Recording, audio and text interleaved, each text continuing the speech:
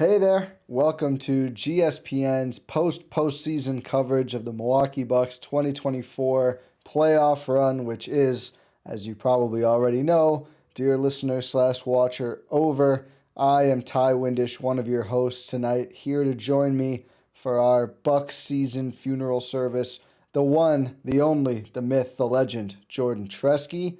Jordan, hello. Hello. Hello. Oh, We'll just do that for a couple hours and then call it a pod. yeah. I was just gonna say, if there's a Bucks funeral, I'm usually around to eulogize. The one time we haven't had a Bucks funeral is one of the best days of my life, and it's hard to believe that it feels that long ago already. Yeah, they should try that ending again soon. I We that's my advice. would That's highly my recommend it. guidance. Yeah, that would be a good call. We are presented by Prize Picks here, as all GSPN Bucks podcasts are. The Indiana Pacers in Indiana, Game 6, winning 120-98 to win the series in 6 games. The Bucks, of course, without Giannis Antetokounmpo for the whole playoff run. And I actually want to start there. We'll talk about this game in particular, which, I don't think many covered themselves in glory tonight, but there's at least a couple silver linings and then a lot of baggage to discuss. But if I told you before the playoffs, if I didn't say the opponent, but I said Giannis misses the whole first round and they lose in 6, I feel like I would almost impressed isn't the right word, and I'm not trying to carry water for the Bucks.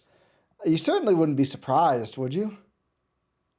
No, I don't think the God's honest truth is that I don't think this Bucks team could be afforded that benefit of the doubt this year, just because of what we saw throughout, whether it was under Adrian Griffin, whether it was under Doc, especially the last couple of weeks of the regular season. This team like tailspin, and we were like, where what's going on? And then you're forced to play Giannis, you're forced to play Dame a lot of minutes, and it just felt like they timed out. Like their bodies literally just, you know, Yeah. and yeah, I I think my attitude towards that kind of thinking would have been different in past seasons, but I just think based on just kind of herky jerky or just whatever you want to call it, dysfunctional the Bucks were at times this year, and just there was never any cohesion or consistency, and if it was there for like you could see things A coming together, week? but it was just half baked. It wasn't fully processed. Yeah. So yeah, I just think this out of even last year, I know like they just got their they had some fight in this series. Um Undermanned, heavily undermanned, but it's they just never came together as a team. I think that's probably the biggest takeaway that I will have for this season.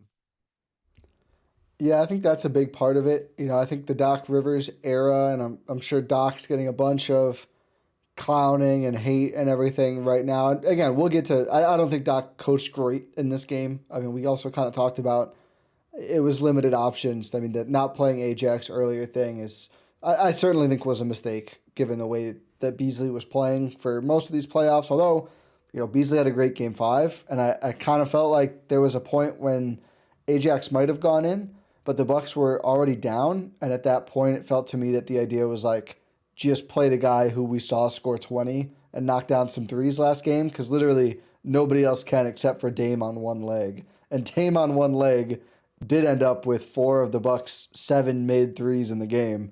Yep. So I think a part of it was just running out of gas. I think part of it was I didn't like the game plan very much. But yeah, I think as frustrating as it is, when you get Dame so late, when you hire the wrong coach and fire him and bring in a new coach midseason, and then the injuries as the third thing, it really just came so the Bucks dealt themselves slash were dealt a bad hand for this season. And I think the goal now has to be get everyone healthy for next season, which I guess the first, if you want to talk about silver linings, Giannis didn't play, and I saw someone in the chat asked already, should Giannis have played? If he didn't play, then no, he shouldn't have played. I mean, that's really like, I think if it was very close, like Doc said, it was very, very, very close. I think he probably would have gone. Like I think there would be a clear reason for him not to play if he didn't play. So I'm glad he didn't. I'm glad Dame got through the game seemingly without a really bad injury, right? I mean, that was my goal for the series. I think when they went down 2-1 and Dame was out, at that point it's just like nobody pop a tire seriously. And it looked like twice after that somebody did. Thankfully, Khris banged up. Guys are banged up. They have bad ankles, bad Achilles, bad soleuses. But it seems like everyone is on pace to come into next season healthy and have a full training camp, not be adding in, a Dame, weeks before the season starts, get some off-season workouts and that sort of thing. So, but it just feels like looking back on this season, we're going to be like, it was like probably their worst shot at winning.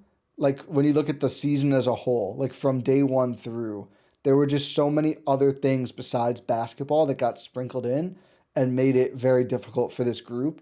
And when it looked like they might overcome one, a new one springs up, and it was just a season full of curveballs. So I think next season, I mean, the number one thing for me, we'll talk about roster changes. That's number two, prioritizing health.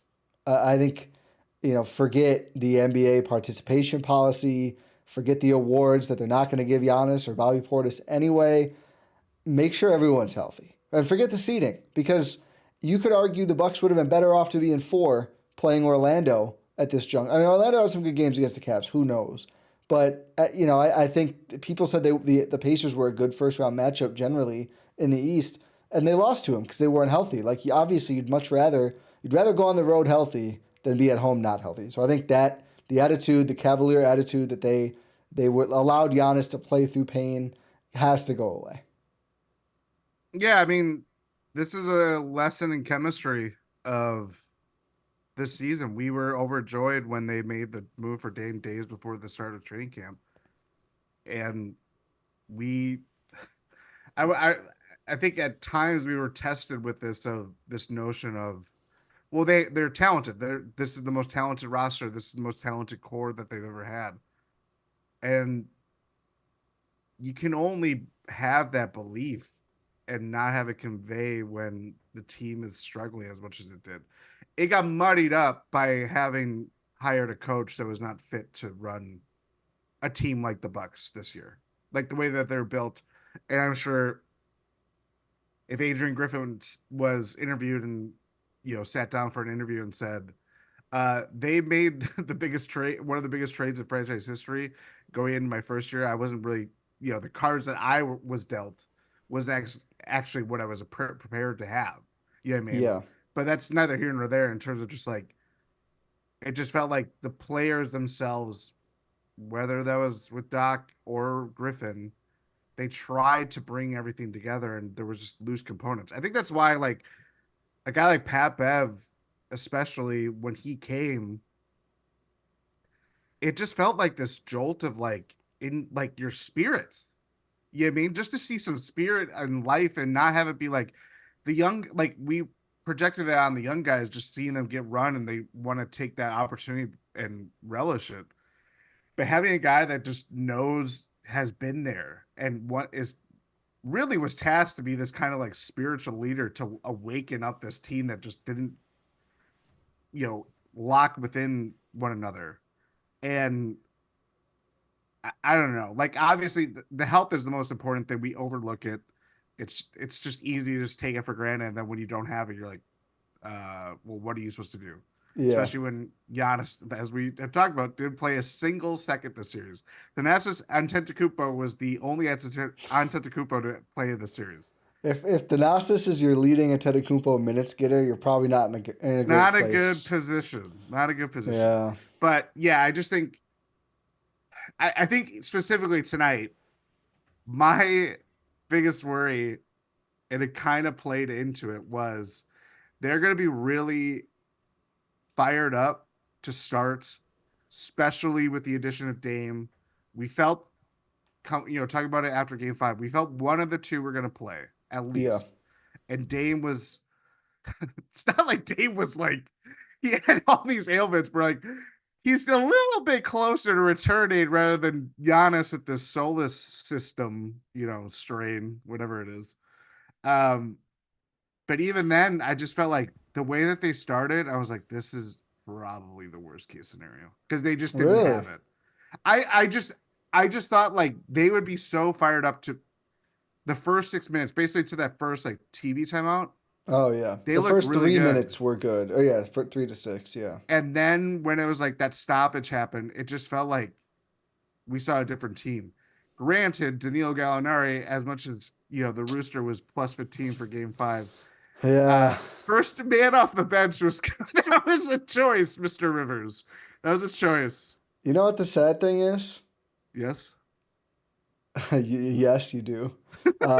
One less point than Malik Beasley off the bench in this game, and 20 fewer minutes for Gallo. Wait, what? Malik Beasley scored 2. Danilo Gallinari Cal scored scored 1. one. Yeah, Pat Should have been scored. tied. He missed a free throw. The Bucks missed a lot of free throws in this game, which seemed like it was going to matter until nothing really mattered anymore. Yeah. Yeah, no, I didn't like the bench management at all. Again, I see where I think Doc was coming from, and the vets are what won them Game 5. But the frustrating thing was in the series prior to this game, he was give players off the bench a shot, see what's working, and go with that. And AJ Green, I don't think was really given. I mean, he never took a shot in the whole game. Like, wasn't really given a It shot. just And Ajax wasn't at all. no. AJ Green, we Didn't have a very good playoffs. he did not have a good playoffs. He was solid defensively. Tonight was probably the worst showing for him, especially against TJ McConnell. But TJ McConnell just had That one frustrated me because Game 1, I felt like he did a really good job of containing McConnell, and every yeah. time Doc tried to use him on him after that, he didn't. And I don't know what changed. I don't know. I don't know if it Tim was just John or whatever his name is. Marcus said it on the Bucks blog. I listened to yeah. Marcus and Lisa. I was like, this might be the last chance. Well, it would be the last chance, even if either way, because I wouldn't have been able to watch Game 7 live if it had occurred. Obviously, it's not. So I was like, oh, this will be my last chance for Marcus and Lisa this year. I'll watch it. It did a good job, but better than the Bucks. Yes, they did. No, that foul tonight that AJ. I mean, there was nothing he could do because TJ McConnell like double, tripled, quadrupled clutch this like shot attempt, but was still not or still off the ground that he could, draw the foul. And AJ, it's like there's nothing else he could do, especially when Timothy John Yeah. was scoring the way he did. I think that to me was the most deflating part of this game. Is that The McConnell minutes McConnell, Toppin, they got beat by the Pacers like fifth, bench. sixth best players. Yeah. I mean, yeah, you hold Miles Turner 1 to 6. Siakam has 19 on 15 shots, which is good, but not crazy. Halliburton started off red hot and then really cooled down. He still had 17 and 10 assists, which is good, but 2 of 10 from 3. That's a game you'd find it beatable. And you let Toppin, who, surprisingly, he'd been a 40% 3-point shooter, only makes 3 of his 10 threes, but just It felt like he did not shoot through. I felt like every one of his three. I felt like he made more threes. I did too. I wonder if he had some long twos, but his ability to get to the rim killed them. Yes, They need more athletes. That could not be. And obviously there's the Giannis hole, but there needs to be more than one athlete on the damn team. And you need to play some of the others. That isn't Andre Jackson Jr. Yeah. Too. Yeah, I just think Trey McConnell, Toppin, Halliburton. I mean, he barely played the fourth quarter when it was actually mattering because the Pacers bench had done enough damage that They were doing better. yeah. And McConnell was a plus 22 in this game high. geez, That's it right there. yep, game over. TJ McConnell outscores your whole bench by, if you look at the actual bench players, by 14. 14 to 6. 14 to 10 if you want to count Ajax and my guy Chris Livingston, who missed 3 free throws in garbage time. Yeah, I don't know what else to say how it could be illustrated differently, where it's like they just didn't have it, and it felt like they were getting close the third quarter. That getting it down to 7 on that Brook and one where he missed the free Missed throw, the free throw, and then they ran out on and it that. was like, but they just like the way that they lost those runs, especially, I felt like it was in every Indiana game. The Bucks would get it down to something, especially in Game 3, Yeah. if they were leading. That's the one I'll always think about. Because if Yes, Giannis was so close, and who knows, maybe Giannis still wouldn't have played Game 7. I mean, it's all hypotheticals now, but. And even without Giannis, though, it's like they played so much better at home. If you could have stolen that one, that one will hurt. But part of me still, I mean, we talked about this before one of the other games. Like, they're all so banged up. Like, would they have really survived a Knicks series? The Knicks are up big right now as we record, but that series has been crazy. So who knows if they'll actually win? yeah. But yeah, I don't know. I would hesitate, obviously, just because this is the fragile state of things. Of you have a best of 7 series, and if you're without your best player, chances are you're gonna be yeah, compromised. Like that's we're gonna keep coming back to that, but that there's nothing much else you can do when you don't have that. yeah. It Even makes it harder. even with a team like Indiana, who I believe I've seen after this win, this is their first playoff series victory in 10 years. Yeah, That's crazy. That was like the um second conference finals against Miami. LeBron's last year in Miami. yeah. That's how long ago that is. That was before, just for the record, I'm old, but that was before I was talking about the Bucks in some capacity at all. Same. You know what I mean? Like that's how long we're talking about. And when you don't have, when you think of lack of experience in playoff settings like that, especially with a young team, outside of Game 5, especially with the closeout game, I didn't really feel that. There was times where they got tight and their offense wasn't humming the way it normally was, but tonight it felt like they just kind of had everything that They they had the needed. answer. I mean, the Bucks. I think like 3, 4 different times it felt like after the Pacers took the lead back in the first quarter, got to 4, got to 5, got to 6, got to 7, and then immediately, what killed the Bucks in this game was turnovers. We talked about Oh, how much they limited Indiana's transition. I mean, I'm not gonna rip on Dame at all. I mean, he clearly wasn't good to go. Had 28 freaking points. Like, I'm not gonna sit here and rip on Dame. He had some very bad turnovers, and it was kind of death by a thousand cuts. There wasn't one player who had a ton, but Dame and Khris both had 3. Bobby and Brook both had 2, and then Beasley and Connaughton had 1 each, and none of them were affordable in this yeah. game. I mean, obviously you're gonna turn the ball over some, but too many of them were live ball turnovers. Indiana got out and ran. They accumulated 21 fast break points, which the largest lead at any point was 24, so that margin was tough. And then, points out turnovers was 22 actually, so 21 on the fast break, 22 on turnovers. And the Bucks just could not. I mean, they never got running. They just had no one who could run 6 fast break points in this game. And no Yeah, threes. I mean that I yeah, felt like their offense the was math problem of the operating threes. as best it could without hitting threes. Yeah, And just gonna say it wasn't just the fact that they weren't hitting threes. Bobby Portis multiple times passed up threes based on yeah, we're not closeouts. taking them. I'll Yeah, give him that, but like it had probably you can count like 6 or 7 times. Malik Beasley, what are you out there for other than to shoot threes? yeah. Like that.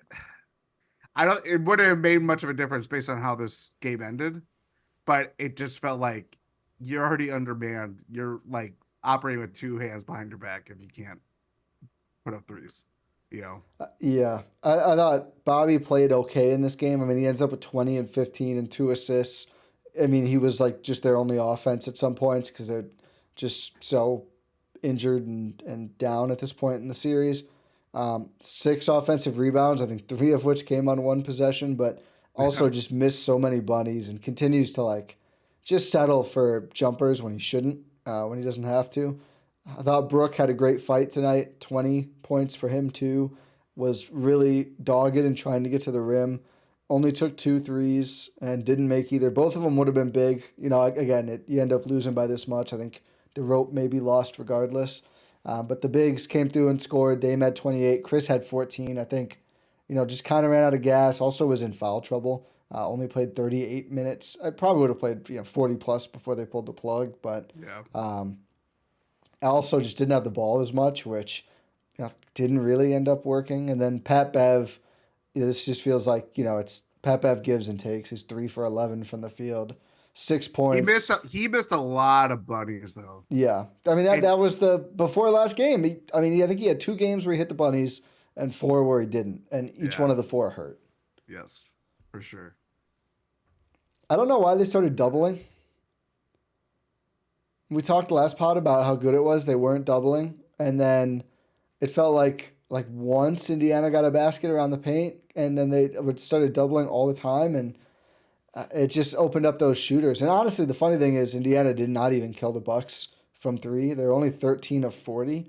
But I just felt like the Bucks just, I don't know, was it just fully out of gas? Did they fall apart? I don't think Doc coached well in this game, but I don't really think it was the difference either. Sorry, I look at the shot chart. Indiana was 20 of 23 in the restricted area and 10 that'll of do it. 16 on paint shots not within the restricted area. That's your point right there. I just felt like everything that they did to switch everything, put a body in front of them, kind of playoff space where it's like, yeah, we're gonna make you shoot. They just didn't really stick to any one kind of thing. You know what I mean? I understand, and I generally agree. Vary up looks, because if you stick to one thing, they're gonna figure it out pretty quickly. Yeah. But the zone was rough, man. Oh my God. Well, that was just overkill at that point. But I think it was the zone just was just this wide open driving lane for, it was either McConnell or I thought it was someone that wasn't normally a driver, but I just it was Aaron Naismith. He just had like a wide open driving lane. I was like, that's not the guy that you'd think would do that. No, it's not. It's different.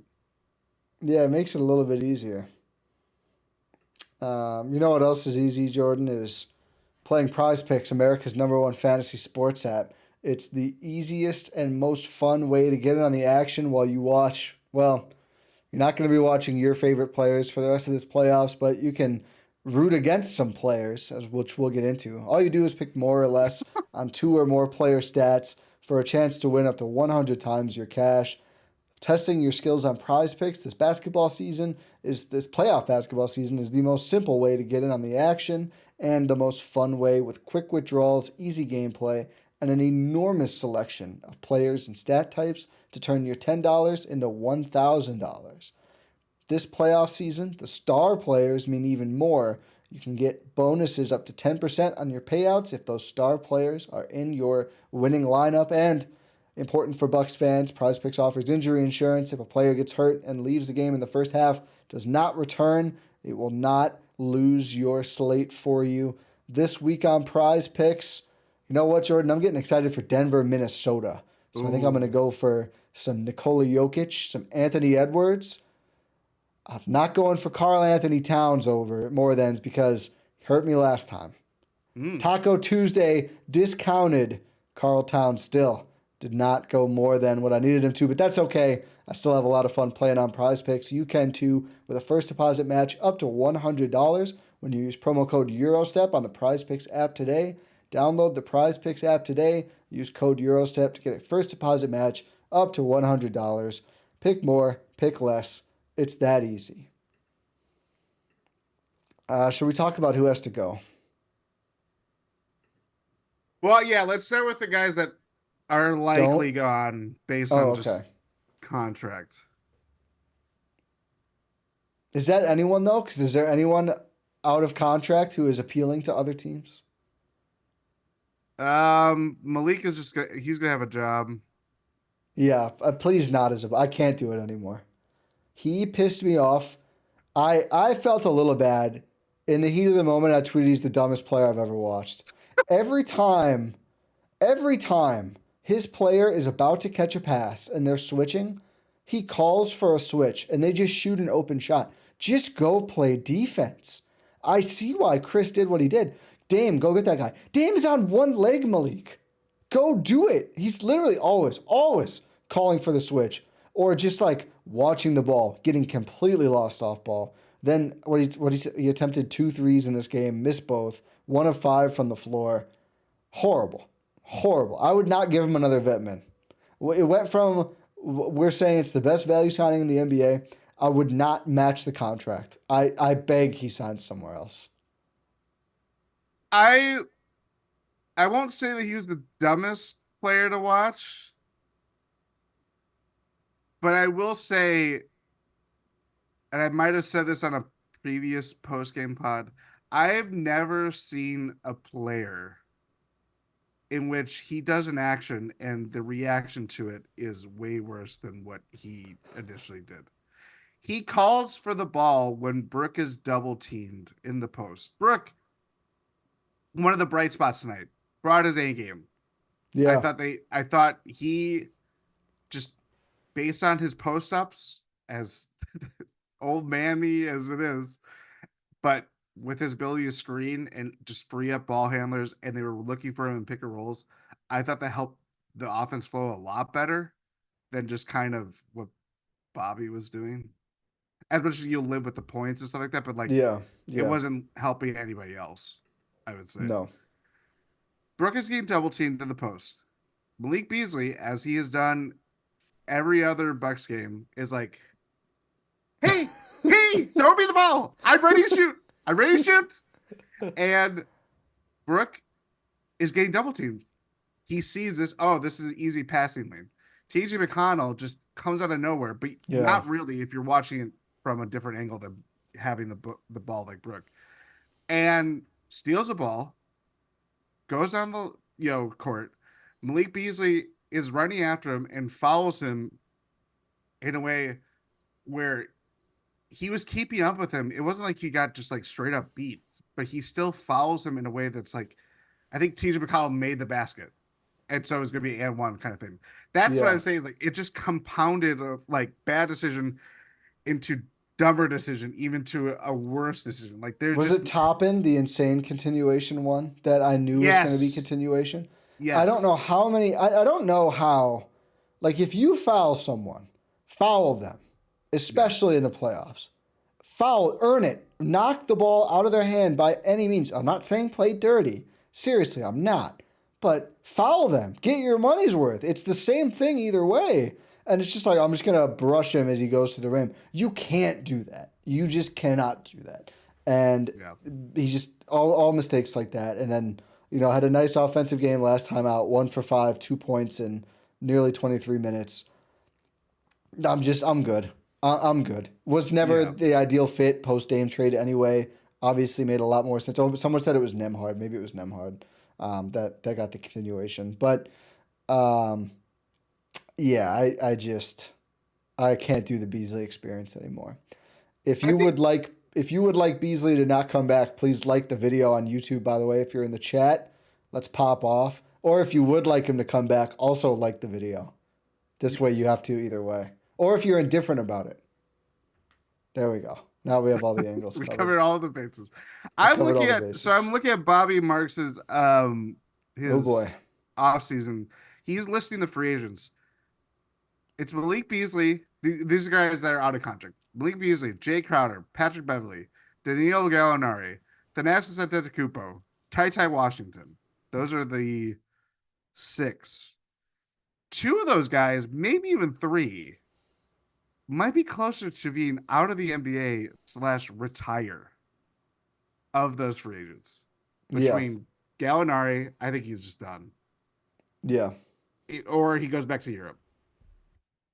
Not Malik. No, Jay? Yeah. I think Jay's done. There's no, like...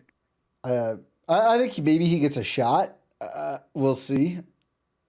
Not with the Bucks. I mean, I'm done. I learned my lesson. I think Bucks is over. I mean, it has to be. He did not play again for the second straight game, and they didn't miss him. in a game that they lost by 24 or 22. Nobody on planet Earth was watching going, give Jay Crowder a chance. That's how you know it's over. Yeah. I think Crowder's gone. I think Gallo's gone. My close personal friend. I think Bev, I don't know if he's coming back. I mean, he's still probably got some juice in the tank. I think he likes Doc and the coaching staff a lot. We assume they're back. I mean, let's just get that over with. I mean, he got like a 3-year deal. Do you think he's the most likely back that isn't based on, oh, my brother's the best player on the team kind of back? I think Tata's probably coming back. We'll see. Oh, Actually, yeah, who that's knows? true. That's kind of a different Yeah. story. But of consequential players. Hey, he told me he wants to win the Bucks backup point guard job next season, Jordan. Youth movement. Hey, they definitely need a backup point guard. We know that. I think Pat Bev has the best shot of coming back, but I could also see him hanging it up. He's played a long time. I think he wants to win one. I think there's a pretty good chance Bev is back. Which I am less for than some others. I'm not against it. But it's like everyone's like, they got to get younger. They got to get younger. They got to get younger. They got to bring back 36-year-old Patrick Beverley to be a key player. Like, okay, I mean, yeah, you want, okay. I mean, obviously you can make moves and get younger elsewhere. I'm not saying you can't have no old players, but, you know, he had some moments where the long in the tooth part of it caught up to him trying to defend Halliburton. He had some very nice sequences. You know, I think regardless of if you're bringing back Pat Bev or not, I think probably number one need is like a very good perimeter defender. Very good perimeter. Whether you bring him back or not. I mean, ideally you have both. Like when you had Drew and West, right? Like the old guy is fine to have. He shouldn't be the main one. And I think that's got to be a priority for the Bucks here. Or develop one or both. But again, throw more at it. You get 15 roster spots. Like have more redundancies. Yeah. Yeah, the perimeter defense, whether that's just at the point of the attack or more wing defenders that are versatile that can play 1 through 4, 2 through 4, hell, probably 3 through 5, 2 through. I'll just throw out numbers just to keep going because they just need defense. To reclaim what they lost in a big way and kind of flirted with Pat Bev, but yeah, they just need more youth. It's everything just feels like just physical traits of like, yeah, if you can shoot, that's fine. But we also have one of the greatest 3-point shooters of the NBA in NBA history. We have a really good offensive player when healthy in Khris Middleton and obviously Giannis. Like we just need you to play defense and give, your heart and soul to the team kind of thing. Are Dame, Chris, Giannis your only locks right now for next season, or are all three of them locks?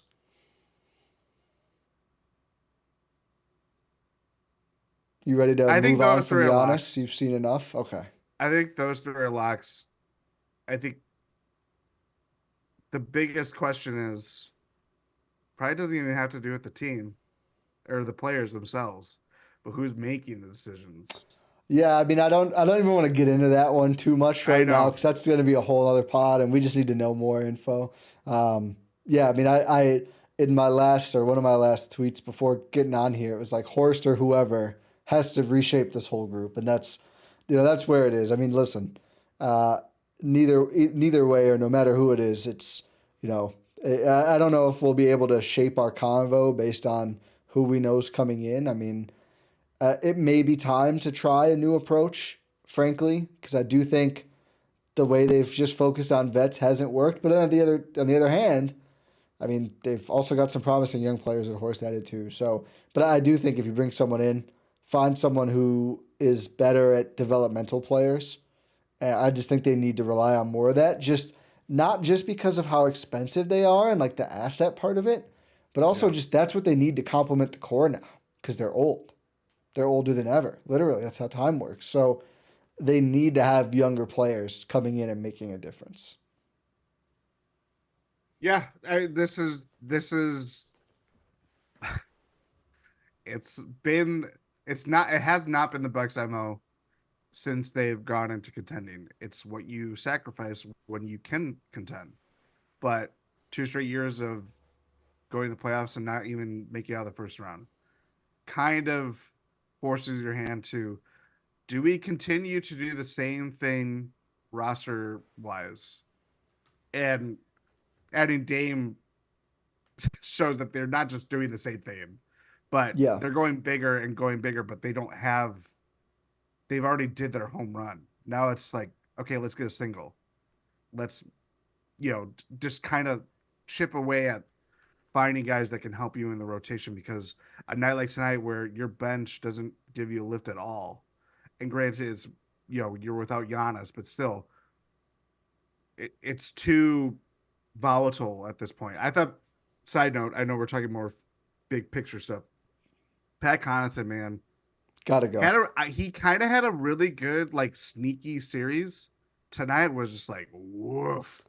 I think he had. I don't know where it came from. I think that's just kind of where he is now. Yeah. I mean, I think he dug deep for a couple. I mean, we call them big games. It's like 6 points, man. Like that's like the oh my god, 6, 4, and 3, and we love Pat C. I mean, but I'm gesturing to the 24 behind me for audio listeners. We need a change there. That's basically an MLE salary slot, and you're getting not like end of bench production out of that spot this postseason. Yeah, I think here's a take. I think it's more likely that neither of Bobby or Brooke will be back than both. Well, I shouldn't say that. I shouldn't say more likely, because who knows? I think Brooke is more likely to be back. The only reason I'll disagree is he is basically a $22 million expiring contract. And expiring contracts move. That's true. Both of as players, I think Brooke showed more value, even though his just size, age, position make him less valuable than they used to, and he just has trouble staying on the court in these matchups, which is a big problem. I think play-wise, though, I liked what I saw from him individually more than Bobby. I'm more interested in moving Bobby. The contracts of it all just matter and will be a big factor here. I think there's a chance it's neither. I think that'd be pretty radical, though. I'd be a little surprised. But you've won 3 playoff games in 2 years. Yep. So it's not really a time to not be radical on the same token. Yeah. That part of it probably gets harder to answer without knowing who the executive is. Oh, for sure, because this isn't like going after Dame. It's not going after Giroux, a few years ago or something like that.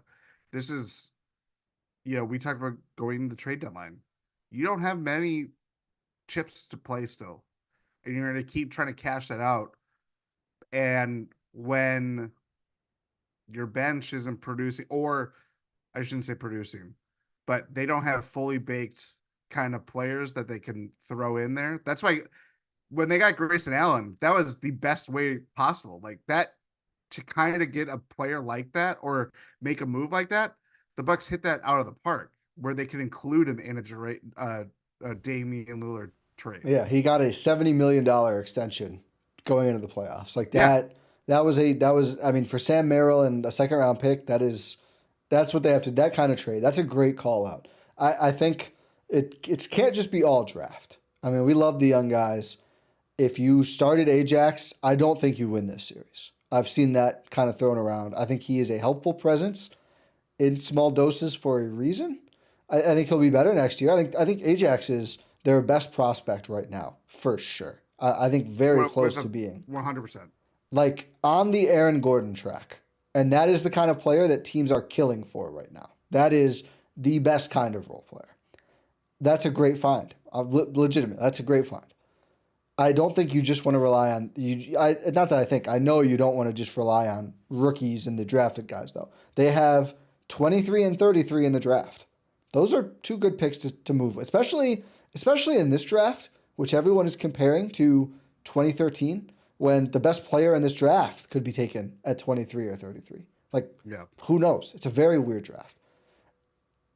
It's so difficult to determine what to do with those picks. And I got some heat when I said I'm sure they're not gonna take players at 23 and 33, both picks. I think they would move around. I think they maybe take one of those or move around, use different picks, end up with whatever. I would be pretty surprised, especially after the way this happened in the playoffs. If draft night, the big drama for the Bucks is who'd they take at 23 and who'd they take at 33. And I'm not saying don't draft more. I think for sure. I mean, if there's a player that is a great fit, you should take him. But trying to find another player like Grayson Allen, like not a 34-year-old, can you find the right 26-year-old, right? Yeah. A player that you'd be able to keep around on a contract extension, 24-year-old, 25-year-old, 26-year-old, someone who knows how to play a bit, has played in the league. It's not like, with Ajax, like he's a damn rookie. He didn't get that much run in the regular season. He got some. Like, it's just hard to throw those guys out there. Someone who knows how to play a bit more, like Allen, where it's like, okay, we could start this guy. Like, he knows his way around the league. That's the kind of trade target that I think is really going to be appealing for Milwaukee. Yeah, and it's just those are the moves that are possible. Like, we're not talking about doing something radically different, but hitting on those guys that, I know Grayson Allen did not really help the Bucks win a playoffs. Actually, I'll take that back. That Bull series, he helped a lot after Khris went down. Yeah. But obviously it got harder when they faced Boston. But that type of role player that they just don't have that right now. It's either you have the guys that were with you when you won the championship beyond the core of Giannis, Khris. I know Dame wasn't there, but that core, Brooke, Bobby, Pat. But then it's like, of the guys that are assuredly going to be on this team, it's Andre Jackson Jr., AJ Green in his third year, Marjan Beauchamp in his third year. Like, those guys haven't really, they've shown flashes, but until I see it consistently, until the coach plays them consistently, we can't just be like, oh, that's the guy that's going to bring everything together, because it's not there right now. You know what I mean? Yeah. It sucks, but that's what it is. Yeah, I think the goal or like the hope is next year, maybe 3 of the current young core guys are really in the rotation, and then you add another couple of players, trades or free agent flyers, and obviously moving on from some players to open up the spots for that to be possible.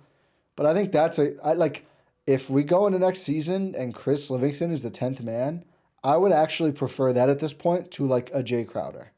I don't want to do it anymore. I don't want to try the next 34-year-old wing. Give me the 20-year-old who has shown immense physical tools and had some really fun moments. And if you hit on, he's on a 4-year deal. Like, if Khris Livingston could play like last year's good run Jay Crowder, good player, right? Not amazing, not a top-tier role player, but a good one. Or even earlier this year, like not when he was just like red hot from 3, but when he was okay from 3, kind of when he came back.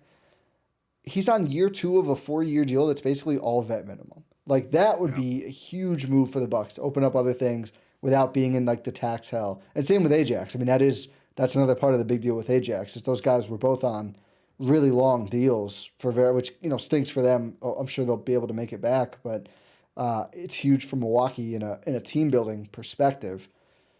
You need to do more of that for sure, and bring some proven contributors. What do you think is... So let's throw everything aside except for the core 3 players. Because that's the crux of these exercises now. Yeah. Dame at point guard, Khris at, we'll just say 3, and Giannis, we'll say at 4. Those 3 in your starting lineup. What are the best fits around those players? Let's say like to close a game, not to start a game. So maybe Giannis not at the 4 then. Probably not, right? See, I think we hold this pipe dream of him being this 5, and it is attainable. We've seen them do it when they won a championship, but he does need a big body next to him. He can't. I think to start games. I'm talking about. Oh yeah. For you're sure. Closing against like these Pacers. Like, I think he would have closed at the 5 a bit in this series. I want to say Andre Jackson Jr., but having him and Giannis in the same lineup it's tough. The shooting progress he made was pretty important this season for him long term. That is true. He was way more willing to shoot it than he was to finish. That's why. He made a layup late in the game. No, I think I it was threw the my hands up. last shot of the or made basket of the Bucks season. It was I him. was like, that's a good way to end it. Please more of that. I was like, Watch this that is, tape for the next 6 months, Andre Jackson Jr. yes, Just you keep can doing do that. it. I was so happy. I want to say him, and plus two, he's one of the guys that, if anything, he might screen too much, but it helps free up guys, and Yeah. hey, it helps to have guys that are willing to do that. Like that's part of doing dirty work stuff, and maybe he can become a good kind of roller in that way, and that's how you get easy buckets. And obviously, he showed that at UConn when they went to the title on their Yeah. own title run with him. But I think Andre Jackson Jr. can make that leap Yeah. into it if he gets the shot. I don't know where they go with a two guard that essentially is going to have to be your best perimeter defender and can guard the best scorer on the opposite team, but has enough. I don't know. Like that's, I don't know. I don't know where they go with that. That's the hardest thing. Do you almost feel like Andre Jackson Jr. is versatile enough that you could fill either of the holes? Like if you got a stretchy, like true size 4 that could knock down threes, that you could put Ajax at the 2? Or do you think his archetype is better suited to be more of a 3-4? From what I saw this year, I think it's asking a lot of him to be that guy that navigates around screens a lot. I think Yeah. he is more. I'm more willing to bet on. He is a guy that is going to be an incredibly disruptive help defender that just mucks up passing lanes. He knows how to diagnose plays before they even generate because he reads the floor, that kind of thing. It's a great call. And I think that's where I get stuck on him making that kind of leap. I'm not saying that it's not impossible because I just think athletically he's really good. He just has to. I mean, it was the biggest thing when they drafted him. Was like he just has to slow down. But you Yeah. don't want him to lose that just like kinetic energy, especially on this Bucks team that, frankly, was hardly that for a lot of the year. Yeah. But if he can kind of slow down, and especially harness his fouling trouble and stuff like that, and not lose just what makes him him, I think he has a good shot of doing things disruptively that way. But he did not look comfortable as like, hey, we're gonna put you on Halliburton, and you're just gonna have to live with kind of getting screened to death for Yeah. multiple possessions.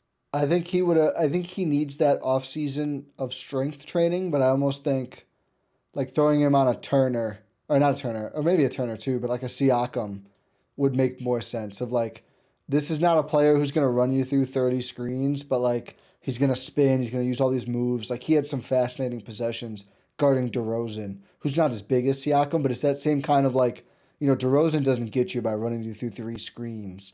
Like he's more of an isolation player, post up player, and having someone who excels at defending those guys would obviously is still hugely valuable. Yeah, I think they need 3 and D, or maybe I think they need D and 3 now. Yes. Is really like, I don't think there's any room for just a shooter anymore. I just don't think it's really that helpful at this point, because you've got We had it Dame. with Malik. Yeah, And there's just when you don't have the shooting, what can you rely on?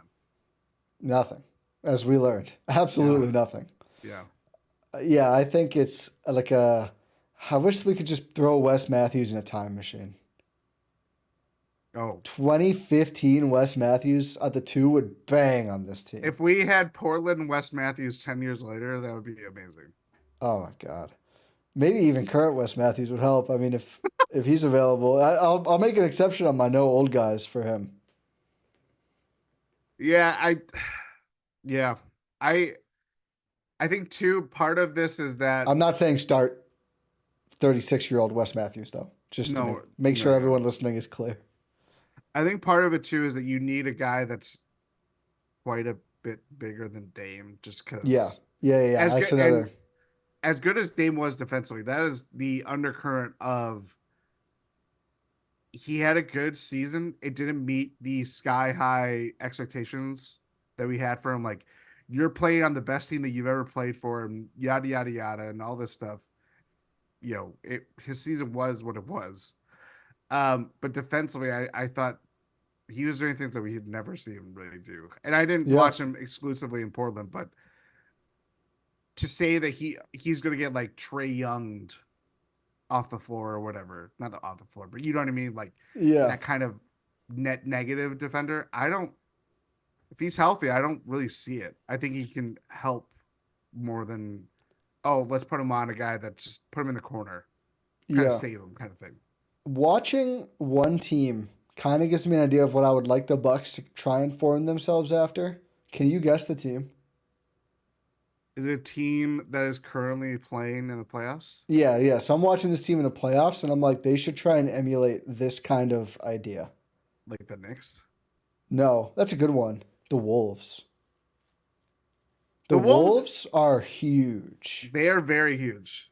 And like the Bucks, this is the tricky thing. I have no idea how you do this because I don't like as Brook is a good interior defender. I think the Gobert thing kind of works because Gobert still moves pretty well and it's just like quicker and that helps it a lot. But even if it was like just it's gonna be like a lesser defender at the five, but a quicker one too. Like trying to think of an example. Um, I had one and I lost it immediately. Not Jackson Hayes because he's not good. But like someone like that, right? Like that just runs around and like could block some shots, but isn't a Gobert down low. But then paired with Giannis as the help defender, because Cat's not a good defender, but they make it work because he's big. He's just They big and do. he gets in the way. And then Conley's like a good sized point guard who's not like an ace defender anymore, but he's good. Which I think Dame, like you said, you could put Dame in that mix. I think Khris is not going to be as good, obviously, on defense as Anthony Edwards or as Jaden McDaniels. But again, they have Towns and they make up for it. Like if you had a good, versatile defensive five, Giannis, Khris, a good, like bit of a bigger and just like quicker defender at the two, even if they're not a great offensive player, and Dame, I think you'd feel the size more, and you'd be bigger, but you'd feel the size more too. Of like, okay, it's size, but it moves. It's not Lopez who teams were able at points to just like get him out of the way and then go to Yeah. work. When he was able to be in the paint, he was still very effective, but it's just troubling to have that if and know that there's a lot of teams in the league at this point that can apply that if situation, and that's just hard to deal with. The Wolves are the template team that I have desperately clung to as this season kind of, I was just kind of getting, I don't know if this is going to ever click this season because they made the big trade with Gobert, I totally forgot expectations that were angle of it too. outsized expectations. Didn't really click. Um, Obviously the difference makers that they had an ascending player that might be one of the top 10, if not top 5 best players in the league now, Anthony Edwards. Um, but that took a year to really develop. It also took a season that I don't think, if I remember correctly, did they even make, they made the play in, but then they didn't even make like the playoffs, like true playoffs last year. Yeah, they lost to the Lakers, right? And then the Lakers went to Yes. the conference finals. Yeah. Like sometimes you have to get your ass kicked. Yeah. You know what I mean? Like I know that the Bucks could say, "Oh, we didn't have Giannis, we didn't have this." They did play the Nuggets in the first round, but still, Oh, that's right. Yeah, yeah. The Nuggets said that was one of their most competitive series. That's right. They lost the first play-in game, and then they won and played the Nuggets. correct. Um, Still, the point still Yeah. rings, and then we can hope that this is the template that we'll talk Yeah. about next year's Bucks team. But I do think, as much as we could say they didn't have Giannis, they didn't have Dame for a healthy Dame this series. Khris Middleton, thank God, went Yeah. the limit to make this a 6-game series. But this team was on walking wounded. They're on the last legs, yada yada yada. But they still got their butt kicked, Yep. just thoroughly. It was not even just this. It was down the end of the season. It was multiple points in the season of they're barely eking out games that they should, beat against a Pistons team that had lost the most games in a row than any other team in NBA history. You know what I mean? Like, that is how dispiriting the season was. And we just kind of, I'm not going to project on other people. I was like, well, there's always just like, it's part of the roller coaster. You can always just put it back in the rear view mirror, but you can't lose sight of the fact that, oh, these things happen. And again, talent is not the only thing. It's about coming together with everything. And, continuity, I think, is key at the top of this team. But to your point, you really have to kind of lose all attachment and this guy was with you. There's 5 guys on the 6. 5 guys actually play. 1 guy that we love. Three of the guys total are coming back. I feel pretty confidently about one of them who didn't play in the title run. But you just can't live in the fact that we're farther away from that championship than we are closer to it. You know what I mean? Yeah. I think that's the biggest thing for me. Yeah, I think it's unfortunate. I know a lot of people struggle with it, and I mean it's not easy to sit here and say something like, maybe Brook Lopez just shouldn't be back next season. As much as I love Brook Lopez, I just think it's been tough. It's just been tough with some of these guys, with Brook, with Bobby, with Pat Connaughton. I think those are the 3 that if 2 of them would be back, I would be kind of surprised. I would be too. I think that's where I'm at. I thought at the deadline, I just didn't really think that there was something that materialized. I know Bobby Portis has thoughts on being traded for Grant Williams, and that is... I have thoughts on it too, Bobby. But I do think it would be surprising to see both come back. Yeah, and I think PC just... I hinted at it last pod. Like, someone like the Pistons, like, hey, you want a real player? It's been up and down the block. Money doesn't mean anything to you. You're not doing anything. Here you go. Yeah. We'll take a 2nd round pick or something. Yeah, I think there's guys got to be changed. I think the number 1 is just like, can you find that, like, basically Lou Dort? Can you go get your own Lou Dort? I mean, they might have done it with Ajax.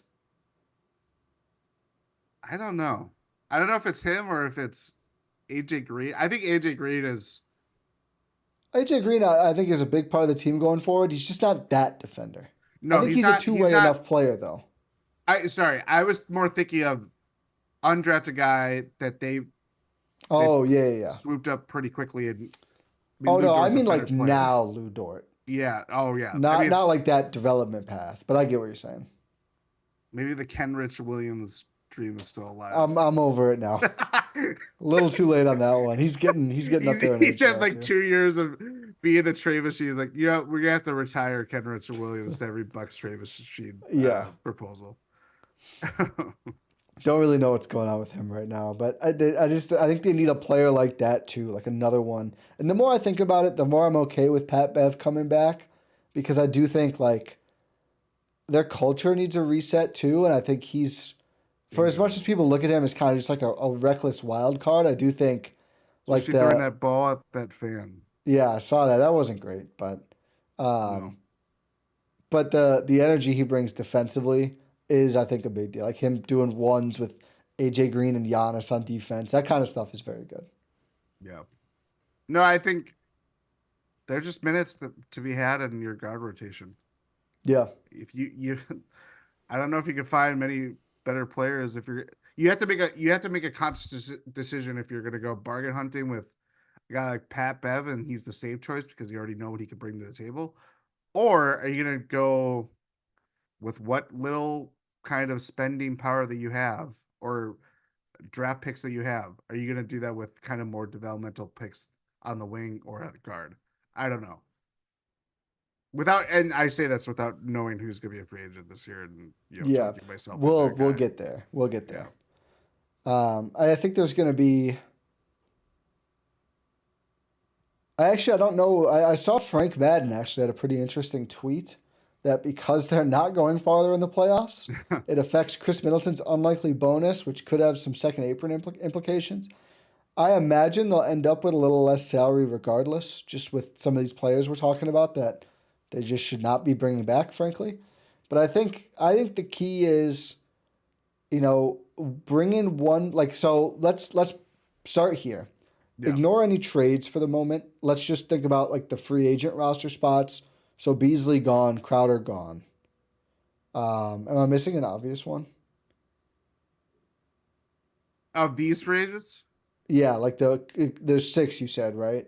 B's gone, Crowder gone, and then the only other really consequential one is Pat Pat Bev. Bev. So let's just say Pat Bev back for now. It's like a bench guard. I think you need to add in one impact player who can defend and just like do something like shoot a little bit. Not doesn't have to be a great 3-and-D player because I don't think they're going to be able to find one of those. But like a good playable defensive player, Matisse Thybulle, which I think he hates Doc, but just as an example, someone like that, some dynamism who can move and defend and is athletic and like really defend, not just an athletic guy. No disrespect to the Bucks' current young core. And then you need to add one more similarly dynamic player for then any player spot you trade away to. Or like for every 1.5. So like if you get rid of, let's just say, Pat Connaughton and Brook Lopez, and then bring in 2 total net new players, plus like draft a guy, play the young guys more. Like I think it's got to be that mix. And then maybe one vet too, like true vet as well, because those guys are always available to a team with a Giannis and a Dame and a Khris. But no more than one guy who's like in his 30s. Yeah, it's all about. Oh yeah, Gallo gone. Michael and chat. Gallo's the other one. Yeah, Gallo's gone. I mean, Gallo's just again. I think he's more. He Maybe might he'll just be back gone on from the NBA. staff. Yeah. That's the other thing that's going to be happening in the next probably couple of weeks is like that bench with I don't know 16 assistant coaches. It's going to look a lot different next year. Outside of, I'm worried we're gonna lose the front dog. I think he's gone. He's gonna go be Honestly, a second in command somewhere. I think anybody that was with Adrian Griffin is gone. I don't think any of them are. I saw Patrick Batumbo talking pretty closely with Rex Kalamian during the game, and I'm like, that's interesting. We'll see. I don't think any of them. I think some of them will have spots. I think some of them. I think Prunty's the one that I'm most confident, just because he was the 2/3, and now he's probably like, what, the 4th guy there maybe. And he was the 1 for 3 Yeah, years. he was the 1 for a little bit too. Yeah, he was 3, then 2, then 1. He was originally supposed to be 3, and then Terry, did the heave-ho. Yep. Front Dog had his own mini season of Succession on the Bucks this season and lost. Yeah. Going back to your original point though, I think experience obviously matters. I think that's the biggest way to build trust with, Dame and Giannis and Khris aren't getting younger, obviously. If you saw the clip of Khris Middleton, I mean, I saw it live too. Yeah. Of him burying his head in the towel, clearly showing emotion. They know that there's not many more chances that are going to be as good as what they have right now.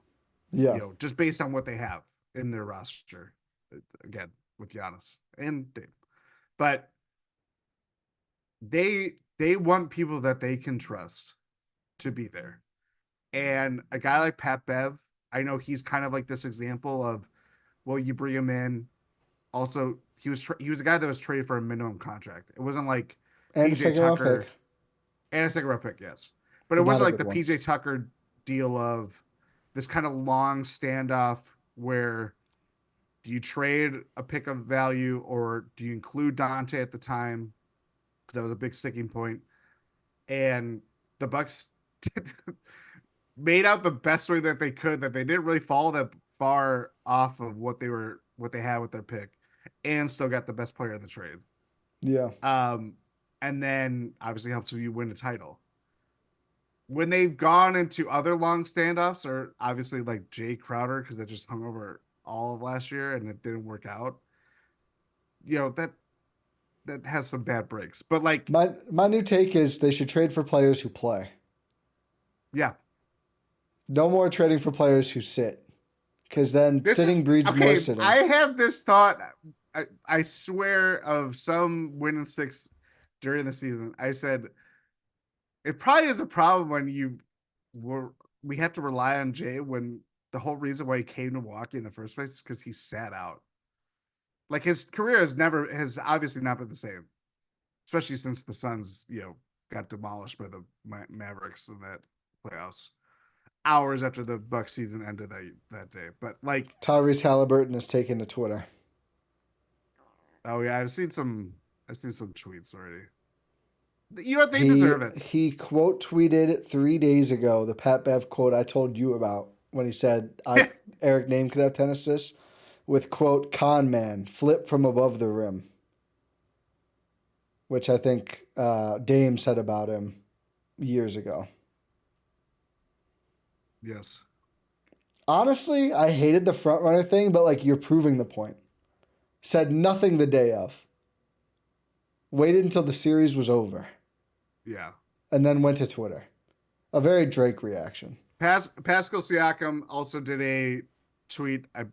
If it was not the same one, he did another one for Pat Bev. They did not like Pat Bev. No one who plays against him likes him. That's why the Bucks should keep him. They need more guys like that who don't get thrown out of the game. There you go. I was about to say again, well, players Bobby, who play. I will say I was very terrified. The Bobby Sex chants were raining for a lot of the second half. I'm like, this game is slipping away. This is danger zone for Bobby Portis to get out of Indiana alive. Yeah. I just thought like this anything could go. If you told me that Bobby Portis grabbed like a squirt gun and started shooting water at Pacers fans, I would not be surprised. You know what I mean? Like, well, Pat Bev had the ball to throw, so that's true. I didn't anticipate Pat Bev to have a moment like that. That was not good. no, he threw a jersey in Minnesota, but I guess that was happy occasions throw a jersey, sad occasions throw a ball. Yeah. But yeah, I think they got to get younger. But you make a good point. Is that, and I agree. Like, it doesn't mean draft 4 guys and just like, okay, here's the team now. Yeah. Dame, Giannis, and kids. You need to find a way to add some proven contributors, but also give these really young guys a real chance to play. And I think hopefully going through this season and seeing how helpful an Andre Jackson and AJ Green will kind of help the buy-in from the older vets of like, we can have some of these guys playing. It's not going to be all these guys on us, but there can be some because they did help a lot. I think it's pretty indisputable. And Doc. Yeah, that even more importantly. Yeah.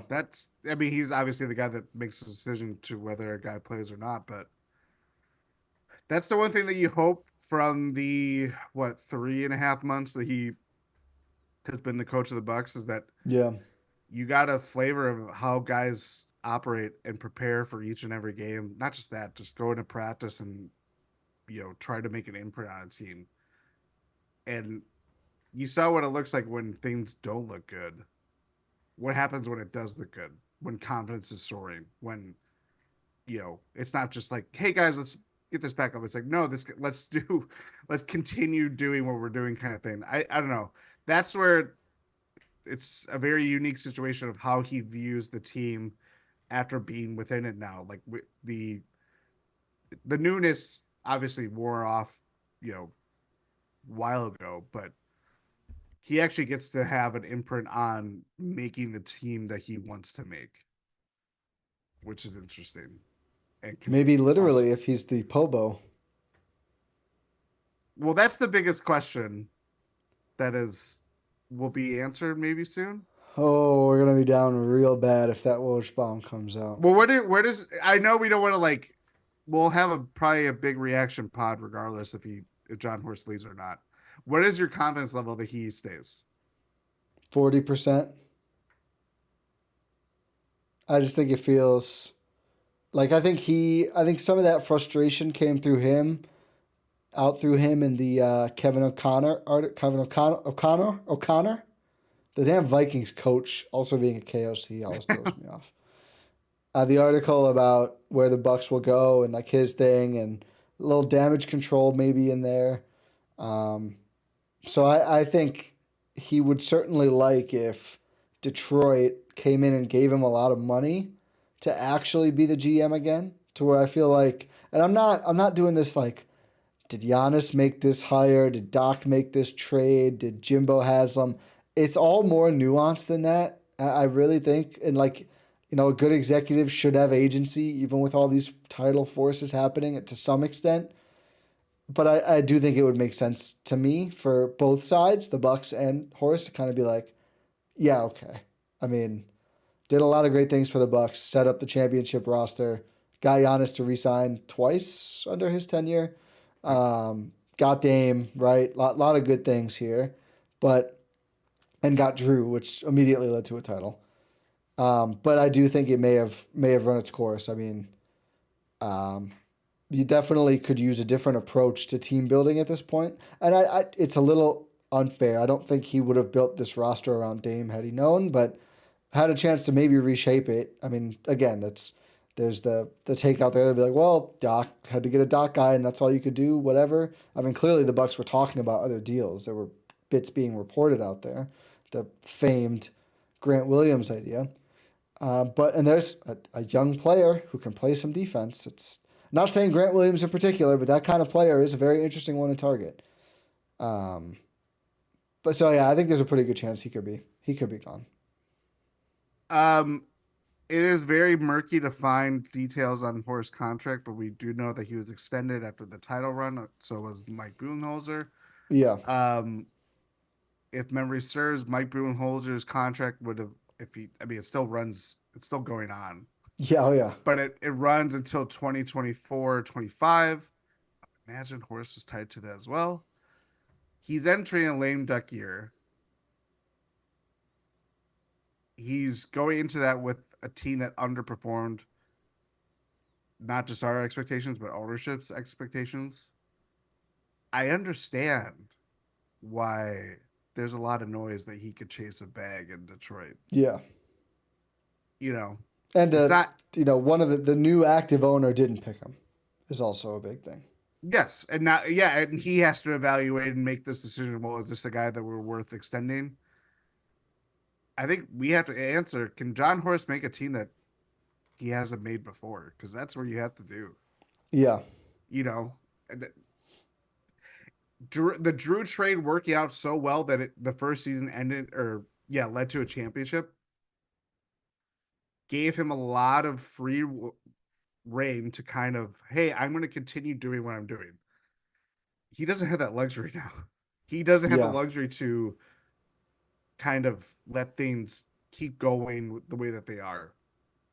I'm sure, and obviously the Bucks being able to make trades and grease the wheels with picks that they don't have great value doesn't help either.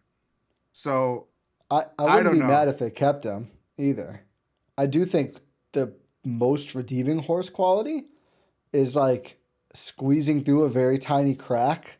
Basically, like when it seems like there's no deal to be made, he does usually find a way. I mean, I was called insane for saying that they would be trying to trade for Damian Lillard, and for pretty good reason. I mean, they didn't have much stuff, but like they make it like he finds ways. Like the Allen trade, like some of these like some of the trades that people bring up, like Crowder trade obviously didn't work. Okay, 2 picks in the bottom 10 of the draft so far, and 3 more to go. Fine, it was a bad trade. Whatever.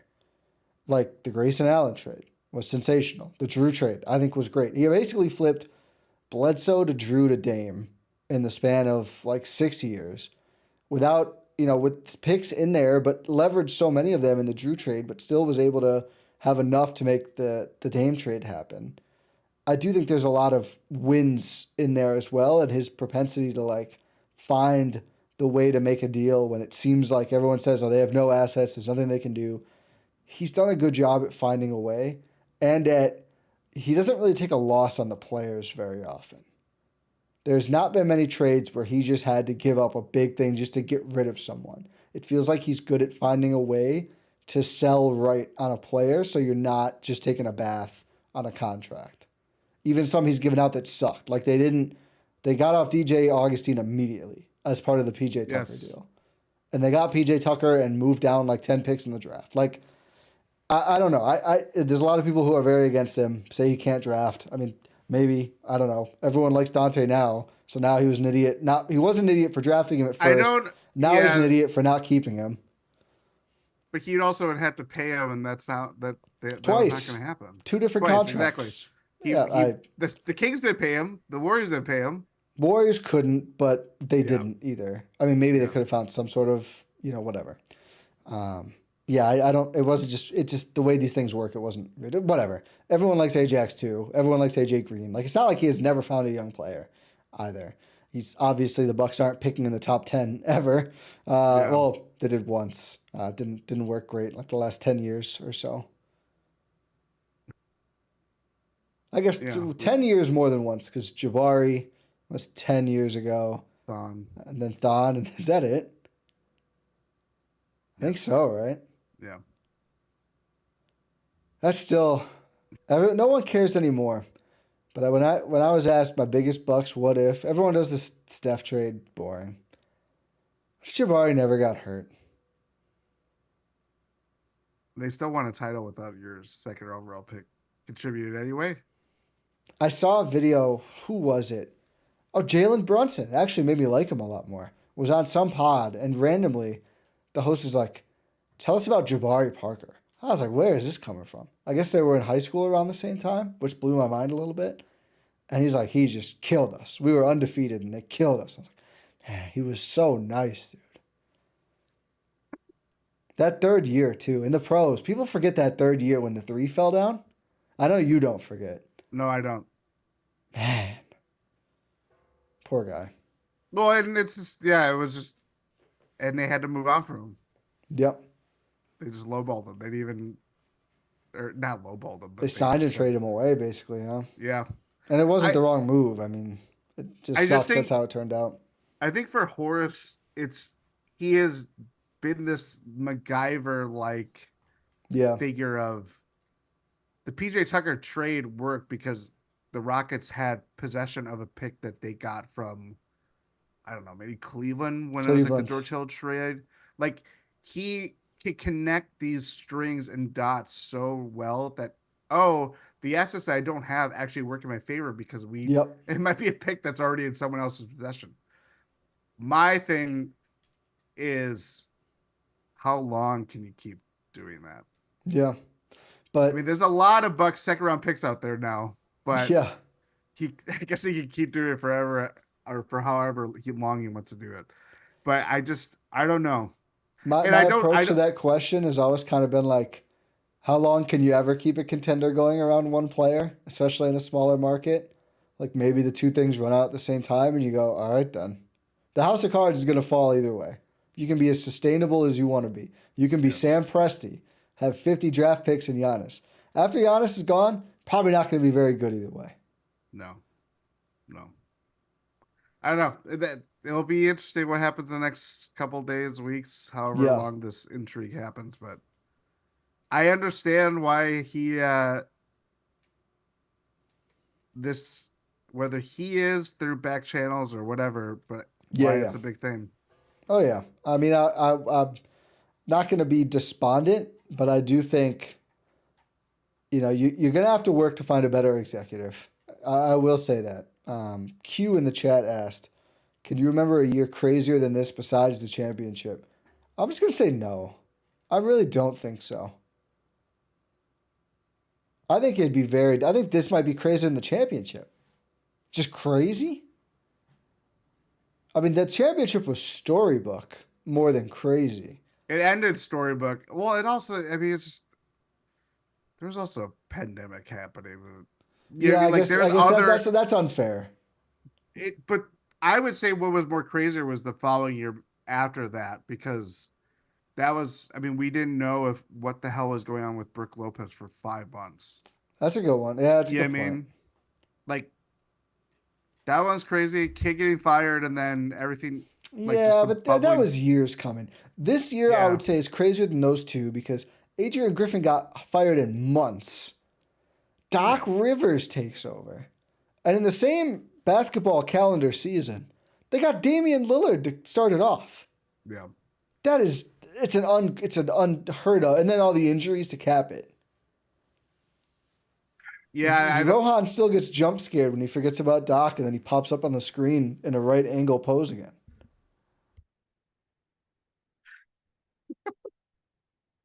There was some good close-ups from the Bally games, the last couple of games, where they just like and Doc Rivers, and he's just like staring, but like in the pose. I'm gonna move my microphone Yeah, just like that. I'm like in. It was like, oh my god, what is happening right now? Yeah, I mean, this year is just crazy. It's gonna yeah, be, yeah. it's gonna be the year that everybody refers to as like, oh yeah, it's. I don't know what the hell happened. Unless you have anything else, let's end with this. And well, Yes. obviously, to be clear, anyone, if you're listening for the first time, if you're listening to, get joy out of our suffering, we probably didn't suffer enough for you. To which I say, good, fuck off. I hope you didn't get any pleasure from this. If you're listening earnestly for the first time, don't fuck off. Stick around, subscribe. Obviously, it's not every game. We're not going to be going live all the time like we did throughout the playoffs, but all the time for 2 weeks.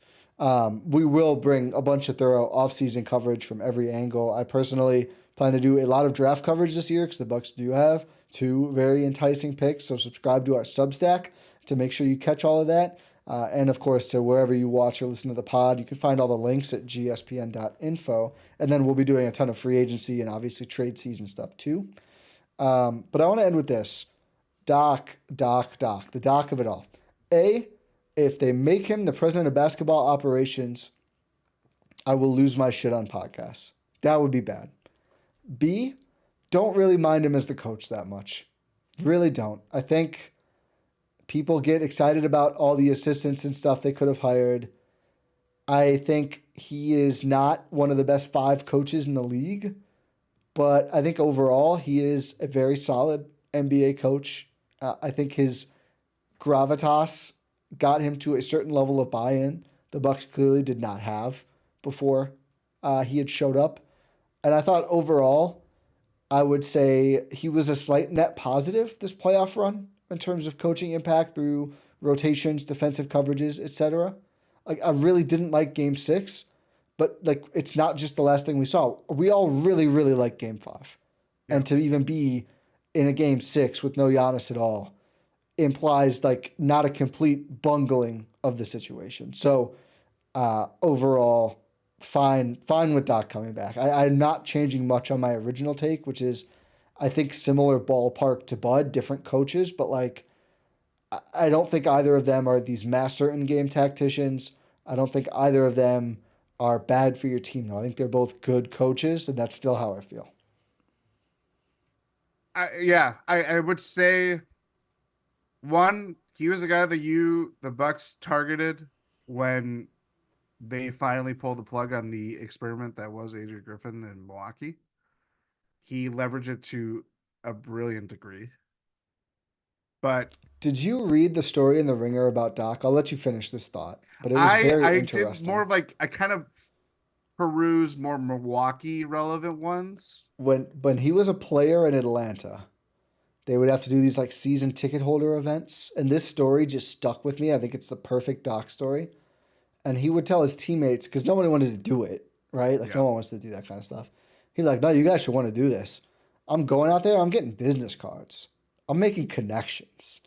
And then one of his teammates at the time was like, I learned from that, and I still have contacts from that I had 20 years later. It was like a cool story, but I was like, that's so Doc, dude. That was very That's Doc. so Doc to have to be in this room and be like, what can I? And I'm not saying that as a negative. I No, enjoyed the show Succession, right? Like it's that Doc is a guy who will make the situation work for him. Good for him, man. that's But why go on. he's been in the NBA for 40 years. You know what I mean? Was never an assistant. Went right from player to coach, head coach. That's pretty big. Yeah. You know, I mean, you could be Jason Kidd or you could be Doc Rivers. One of the 10 greatest coaches in NBA history, baby. There you go. I think going back to my point, he leveraged the opportunity to a brilliant degree. I just also don't like who's the job is what it is. You're if they had run out this season with Adrian Griffin, like, okay, we're done. Like, do what the Suns are gonna do with Frank Vogel, maybe. Yeah. I would understand that. But also the coach going into this knows, hey, you might be the last coach that coaches the prime of Yeah. the two of the greatest Bucks to ever play for the franchise, and Damian Lillard, who's still trying to acclimate to his new One of surroundings. the best 10 Bucks to ever play for the Bucks for sure. Yeah, of Already. course. Yeah, like we'll still reflect fondly of the fact that they got Damian Lillard I'm all in the in on first Dame place. again, by the way. I I think that's a tough sell for anybody that isn't a guy like Doc Rivers that knows, hey, this is my shot of getting a job that I know I would want and I'm gonna take. Yeah. And I agree with you. I think he's more Bud like, but he doesn't reach the high floor Bud level stuff. I mean, it'll be interesting to see if Bud lands anywhere. I don't know where, but Really, really interested in the ending to this Cleveland Magic series. I have had the Cavs earmarked for it's such a perfect fit with the players they have, Midwestern market. that is a Bud team. Makes so much sense. Oh yeah. Um, and I don't know. A I lot agree. of it is just I giving think he's more malleable, but I agree less of a floor. yes. I just ultimately wonder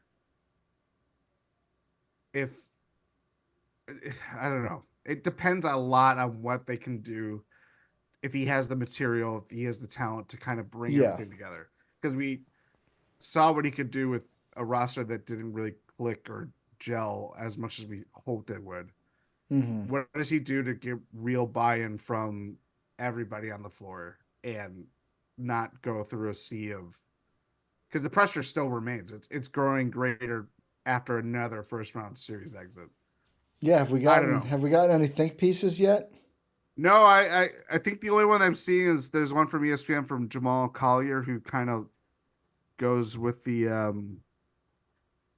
more of the Teams are observing. Midwestern teams, but there's not really like intel. I think that's the other thing I was kind of thinking was like there's not like juicy gossip because there's all what's out there.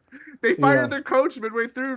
They did the big trade that they could do. Like that's where I guess yeah. To answer that question that we talked about what 10 minutes ago, that is why this season is always going to be the craziest Buck season because it's Yeah. like it never could have lived up to the expectations that we set for it because of whatever the hell that was going on.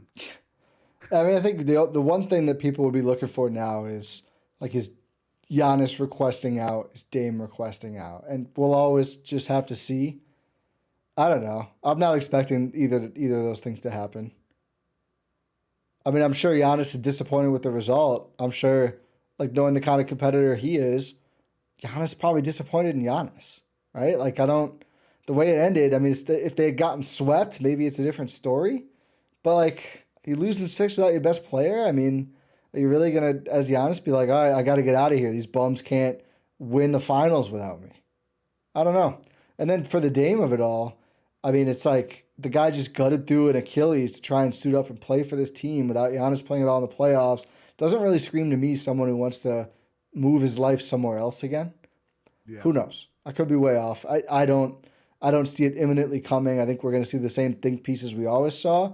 But it seems like Dame and Giannis like each other.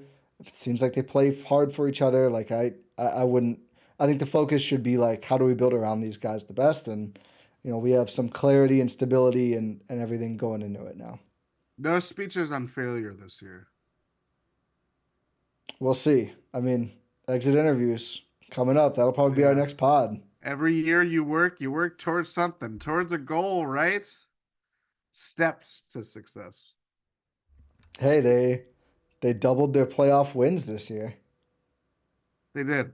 Do that again. I You win a let's just round next year. I'm already gonna say let's Bucks just win a playoff series for me. I Yeah, want to feel this feeling again. It's too long. it's crazy how long it's been. Well, they've won one since the title against the Bulls. Yep. That's way too long. Ugh.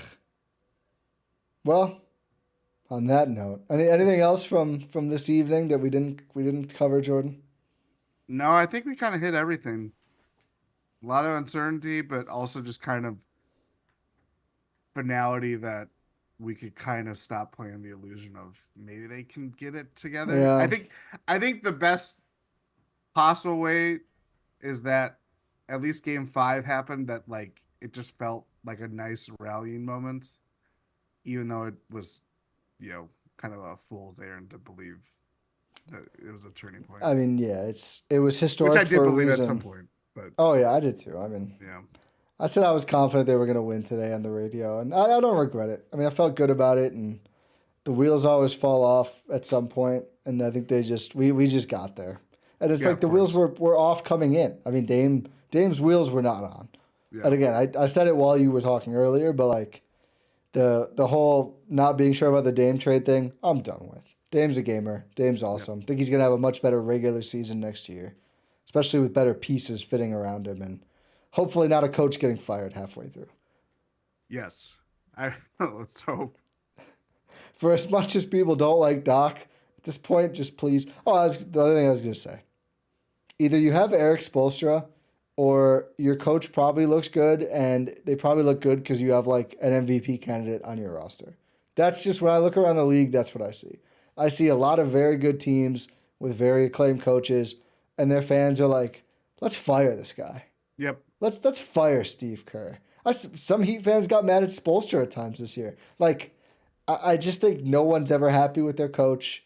From watching closely, I thought Doc did a pretty okay job this year. Wasn't great, but given the circumstances, didn't think he did a bad job at all. I think the most indefensible part was that whatever we call the last 2-3 weeks of the season, basically post Oklahoma City win.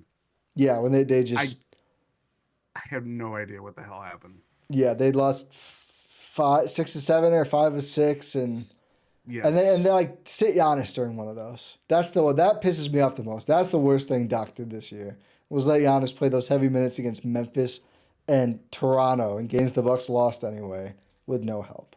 That was stupid. Learn from that. Giannis too. I was gonna say at one point, try to do like a clever turn of phrase. Giannis should be disappointed, not because he didn't rush back from injury, but because he was playing 38 minutes, and it's tough. He's trying to win. He really wants to play and win with his teammates. Got to draw that line somewhere. Yeah. You're an old guy now, Giannis. You said it. You're getting old and weird. He's gonna be 30. Yeah. Mortality comes for us all. Mm-hmm. Him first and me next. I'm not moving the same either, Giannis. It's okay. Oh. All right. Yeah. I think that's all we've got. Thank you. Thank you very much for listening. Except for the people I cussed out earlier, not thank you. But everyone else earnestly listening, we appreciate you. Would love to have you back going forward. So please subscribe, rate, review, follow, whatever. All the links are found at gspn.info or wherever you're checking out this podcast live right now. Thank you for a great season. I saw we had some nice people in the chat thanking us, but seriously, thank you to everyone who checked out our content, followed along all year long. We aren't going anywhere. We will be all over the offseason as per usual, but it is kind of, you look at it as a complete season now, unfortunately, and it felt like a good one. So we will be diving into the offseason probably as early as next week, unless something insane happens the rest of this week. But until then, pod random, and we will talk to you next time.